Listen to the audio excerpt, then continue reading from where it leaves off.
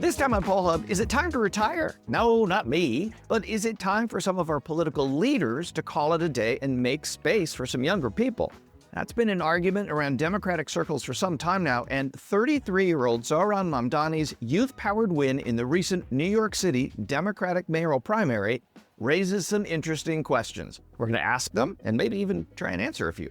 Then it's one of the oldest questions. Can money really buy happiness? And of course, the comedian's answer is, I'm willing to find out. And I concur on that. But there is actually a lot of data around, and we're going to explore it, suggesting that yes, it can in some circumstance. And we finish with a literary fun fact, just in time for the beach read. Stick around. And hi, everybody. Welcome to Poll Hub. I'm JD Dapper. I'm Barbara Carvalho. I'm Mary Griffith.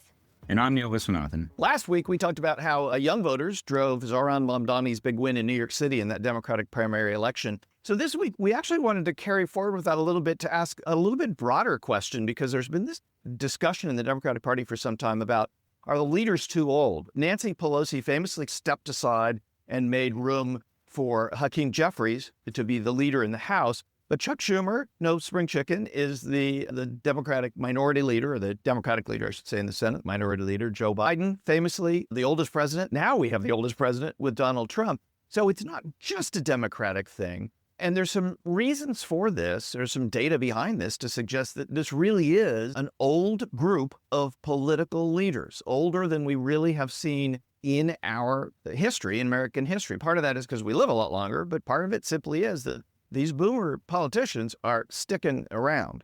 So a couple things, and we do this because, again, the Mamdani victory, but the Republican Party has trended a little bit younger too. J.D. Vance, one of the youngest vice presidents ever, Zohran Mamdani, 33 years old, could be the mayor of New York City come November. Cuomo, in conceding his loss in the primary, he's back in the race now, said, quote, he touched young people and he inspired them and moved them and got them to come out and vote. And he really ran a highly impactful campaign. So that kind of raises the question, if you turned out, and as we discussed last week, they did in historic numbers, is this really the turning point where young people turning out for younger candidates is kind of the Rosetta Stone? It's kind of the key to either the Democratic or Republican Party trying to build a real durable majority. Barb, what do you think? Well, it is interesting. And I think the New York City example is a case in point. But let's also remember, in a number of our previous elections, we had young people turning out for old people too. So I don't know if it's as much about wanting to vote for young candidates as it may be wanting to vote for candidates who have probably a younger perspective and at least a future perspective. If I think of 2016, the two really top candidates in each party at one point were Bernie Sanders and Donald Trump. And both of them were the oldest in their respective party potential nominees, but they were candidates that wanted to disrupt the status quo.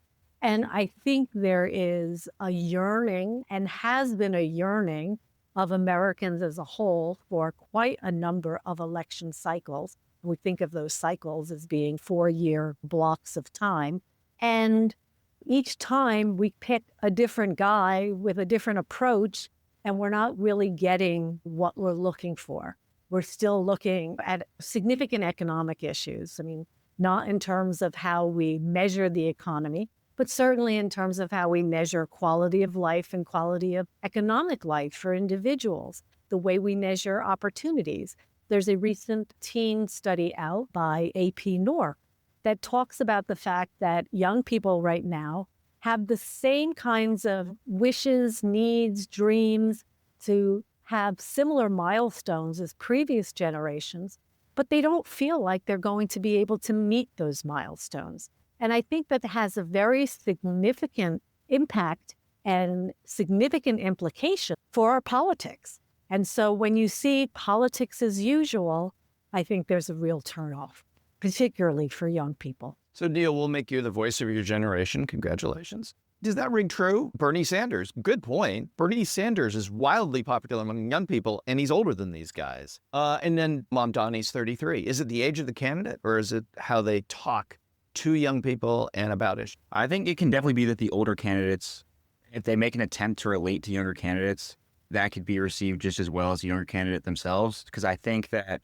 authenticity is a big factor. This past election cycle, Donald Trump and Kamala Harris both tried to connect with younger audiences in different ways. And what I've seen is that from their supporters, it's seen as authentic, but from their opposition, it's seen as inauthentic. Like when Trump went on Rogan and Nelk and Kamala tried to use TikTok a lot. Their supporters genuinely believe that these things were authentic, but their oppositions didn't really. So you don't really have that issue with a younger candidate because they have these lived experiences. They are young. So whether you think they're being authentic or not, they're speaking from that young perspective. So when you have like 30, 40, 50-year-olds making decisions about issues like student debt, it feels more real and connected when they themselves have recently gone through student debt or their children at the time are going through these things. It's a lot more in touch than people in their 70s and 80s. But I think if you're someone in your 70s and 80s and you truly make an effort and you listen to the young voices without thinking that you're high and mighty because you are older and you've been through this, it's not the same anymore. So according to Pew, early this year, they looked at the members of the 119th Congress. The median age of the House was 57.5.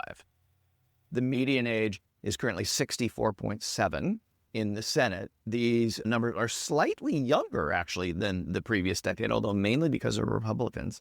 And then according to 538 in the 2020 census, they looked at the 2020 census when 538 was around, the median age of the entire U.S. population in 2020 was about 39. So we're talking about a pretty big gap, 25 years in the case of the Senate and about 20 years in the case of the Congress, where the median age of the United States is represented in general by people who are a generation older. And when you talk about these issues, like student debt and everything, is that part of it? I mean, Barb, is that when you're a different generation, when you're 20 years older, you're not thinking about things that 20-year-olds or 25-year-olds or 30-year-olds are thinking about necessarily. Well, think about how much the U.S. and the globe changed in the last 30, 40, 50 years.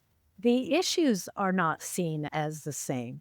Younger people, and I'm actually thinking of people under 45 rather than 35, but it actually gets exacerbated as you get younger. They have very different political views. Their priorities are things about climate change, student debt, the implications of technology on their futures. So I think that not only is there a significant age difference, but there are generational changes that are enormous. The things that younger generations believe they are going to face are very different than what has been faced by previous generations, and perhaps not even recognized as issues by previous generations because of that gap. But you can end up with candidates who have that foresight, that are kind of forever young. And I think that the boat that particularly the Democrats have missed is the fact that not only are they older chronologically, but I think that they have also become older in terms of their political solutions and their political perspective. So is it time for term limits? I mean, we've heard about term limits our entire lives, Barb, right? Everybody loves term limits. So the last poll we found was from 2023. 79% of Americans say put a maximum age on elected officials. 87% said that in the case of Congress, there should be a maximum number of terms. I mean, how does that not happen if it's so popular? I think obviously the answer is because who would have to pass that? Well, it's interesting because technically, for Congress, every 2 years we have term limits, right? Yeah. And what we find is that really doesn't happen because it's not my congressperson who's the problem, it's the Congress. And the whole is certainly much worse than the part. And I think we've seen that really at the national level. We do have term limit, for the president, and there are term limits for many offices in states and local. But we've actually seen a good amount of turnover without term limit. So I don't know whether term limit was a solution. People kind of looking at term limits for the Supreme Court as well. There being some kind of a turnover, and that this idea of actually having political tenure, a lifetime position, exacerbates the disconnect. Going back to what Barb said about how a lot of these older politicians don't even see a lot of current issues as issues themselves, I think is part of what makes J.D. Vance and Mamdani so appealing. J.D. Vance, he grew up in cycles of addiction and poverty, and he served in the military post 9/11. Obviously, your veteran experience is drastically different than Vietnam veterans, Korea veterans. So he has that experience. He also experienced young adulthood in the post-recession job market, went to college using the GI Bill, and I think people find that very relatable. And then for Mamdani, I mean, he's a South Asian in a post 9/11 world, and I think that people find that very relatable, and even if they can't relate to it themselves, younger people see these things happening around them, and they at least recognize that whichever party you're on, the younger member of your party will recognize these youth issues as genuine issues because they've experienced some of these things. Well, baby boomers may remember the famous Beatles lyrics, "Money can't buy me love." But can money buy you happiness? That's the question we're posing here today. Americans are stressed out. According to a June 2025 Northwestern Mutual Planning and Progress study, 69% of Americans say that they feel depressed or anxious due to financial uncertainty. And that's actually up from 61% in 2023. Now, there are differences based on generation as well as whether or not Americans are in a relationship. 39% of members of Gen Z and 38% of millennials say they feel depressed or anxious weekly due to their finances. Now, among partnered Americans, 57% of Americans say that money has actually hurt their relationships. So, can money solve the stress and make Americans feel happier? Jay, Barb, I'm going to open that up to you before I continue with some more numbers. What do you think? Well, like I said in the open, I'm willing to find out. I'm willing to be the test case for that. Give me 1/1,000,000th of Elon Musk's fortune and I'll let you know. Well, I kind of think about the country song, yeah, money can't buy you happiness, but it can buy you a boat and a truck to pull it and a Yeti with some silver bullet. I'm impressed with your country music knowledge. That's pretty good. So let's see where you align with Americans. According to an Empower survey conducted in May 2025, that study found that 51% of Americans say that money can, in fact, buy happiness. The belief is stronger, however, among younger adults and men. And according to a YouGov survey from April 2025, Gen Z, millennials, and men are more likely than older adults and women to believe that money can buy happiness. So here's another question for the two of you, which is, what's the magic number? What's the dollar amount that will bring you happiness?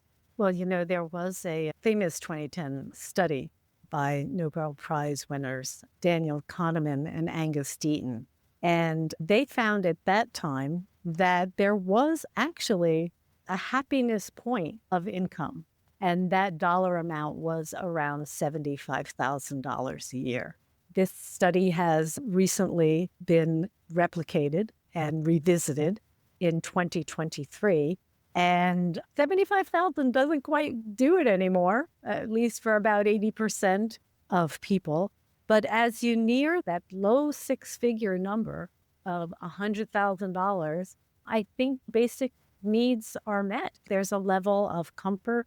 It's not that you can't get yourself pretty stressed out and overextended, because as we have done many studies on whether people feel stressed out and whether they feel that they can make ends meet, we find that although it is much more difficult, at lower levels of income, people can definitely overextend themselves, still having incomes that many others would envy. Yeah, and Angus Deaton, and many of our Poll Hub regulars will remember, was actually a guest of ours on the podcast a few years ago. So it's great to be able to include that stat. Yeah, one of the things that I found really interesting here is that GoBankingRates.com did a survey across states, and different states have different answers to this question. And if you think about it, it has to do with the cost of living in different states. And sure enough, it does. Yep. So they found that in half the states, it takes $100,000 to be happy. West Virginia was the lowest, down at $89,000. Hawaii was the highest at $188,000.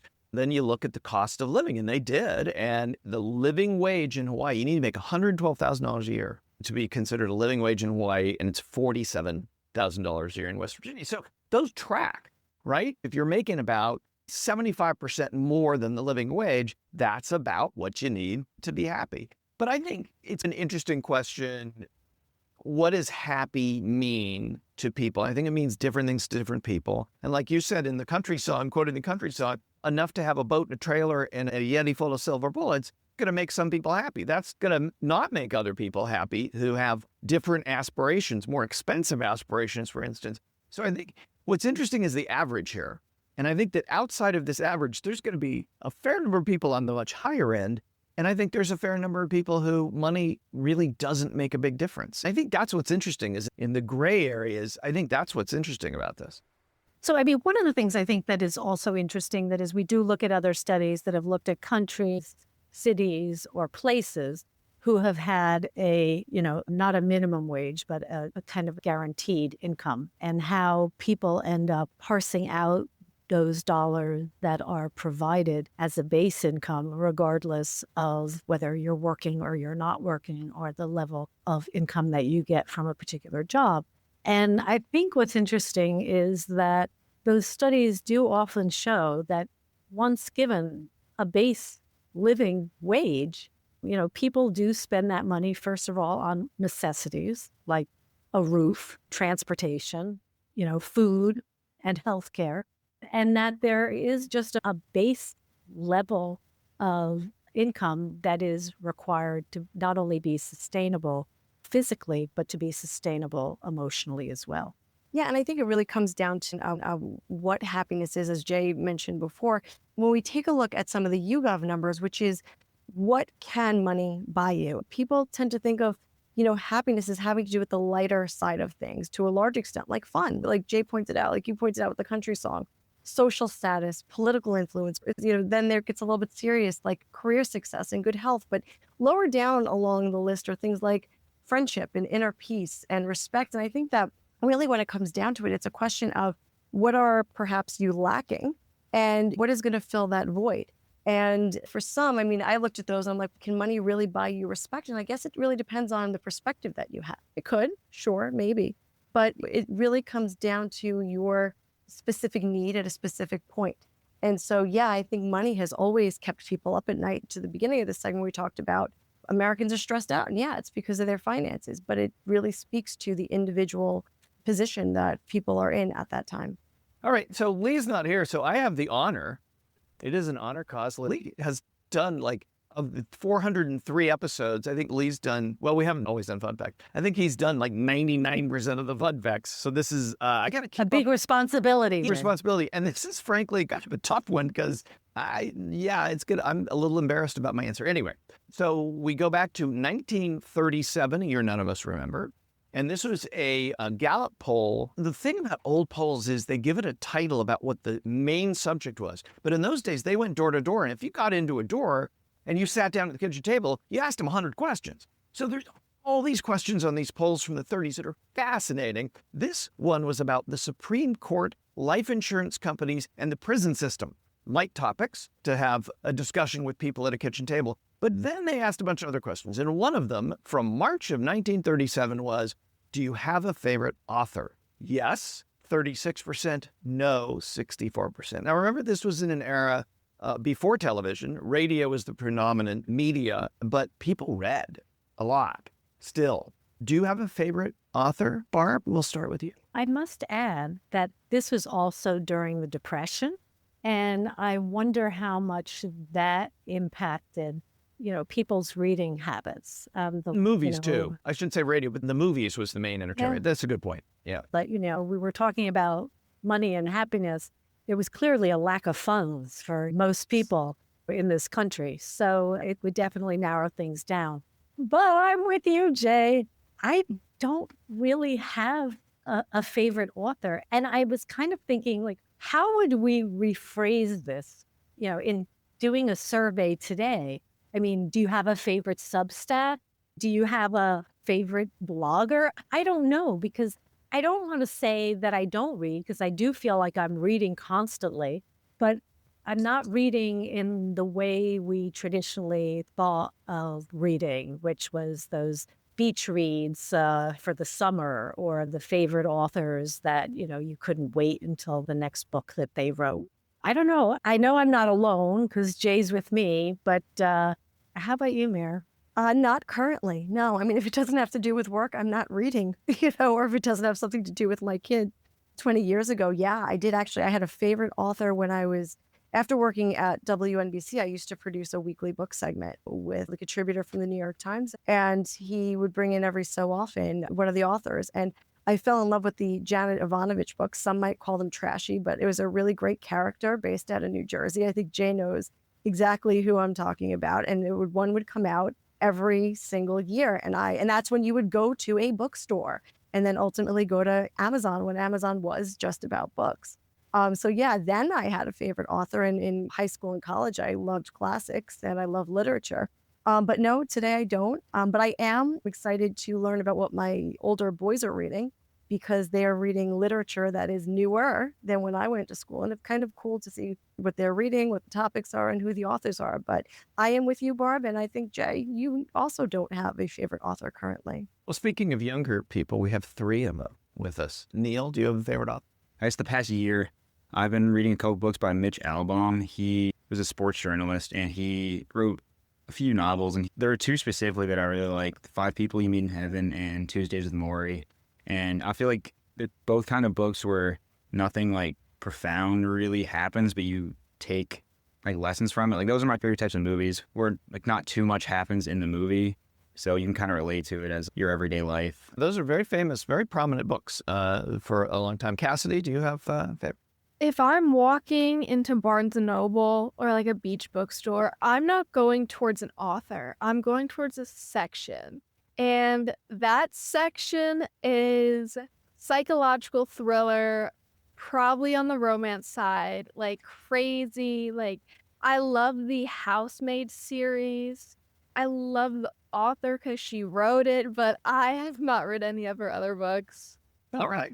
So wait, do we have to tell Chris, your boyfriend, about this psychological thriller interest? No. We'll have to bring him on the podcast and find out, since he's He would love that. Yeah. He listens to this every week. He would love to be on the podcast. All right, Chris, Oh. we've got an invite out to you. We got to find the right segment for you. Probably bring you on a fun fact. Lee would love that too. So, Tommy, favorite author? I think that it's different for like younger generations now. I think that we more listen to like audiobooks, podcasts, that kind of stuff to get new information. And for me, my favorite like author is David Goggins. He wrote a book. It's called Can't Hurt Me. He had a very bad upbringing, and then he turned himself into this great person, and how he does like this incredible things. He like beat a pull-up record. Someone recently beat it. But yeah, that and I like listening to motivational speeches and stuff. And I feel like that's really empowering for young men. And I think that a lot of younger generation, maybe Neil could talk about all of them, agrees with me that listening to those kind of things is important. Yeah, David Goggins is huge. I see so many people that either have read his books and have said it changed their life, or just, you know, watch him on YouTube and whatnot, because he's just done so much, I feel like, in his life. I think it's interesting, though, Tommy, you mentioned the podcasts, which we're vaguely familiar with here at Pull Hub. But if you're listening to a podcast every week, I mean, in a way, that's an author, right? I mean, it's just a different way of getting information. But the idea that you have a favorite author maybe has been transformed into, do you have a favorite person from which you gain information or inspiration or whatever, and that person's medium is less important than their message and what they mean to you? That'll do it for Poll Hub this week. Poll Hub is produced by the Marist Poll at Marist University in Poughkeepsie, New York. Mary Griffith is our executive producer. Casey Schaff is our production supervisor. The Poll Hub team includes Neil Viswanathan, Hunter Petro, AJ Cambino, Tommy Rogers, and Cassidy Connors. If you enjoy Poll Hub, please consider leaving a review. If you'd like to learn more about polling and survey science, check out the Marist Poll Academy, our free online learning portal accessible from our website. If you have questions for us, tweet them at us at Marist Poll. Remember, you can always tell your smart speaker to play Poll Hub. And with any luck, it'll cooperate. Finally, wherever you listen to Poll Hub, there is a subscribe button. Click it, and the latest episode will be ready for you in your podcasting app as soon as it's released. We'll see you next time.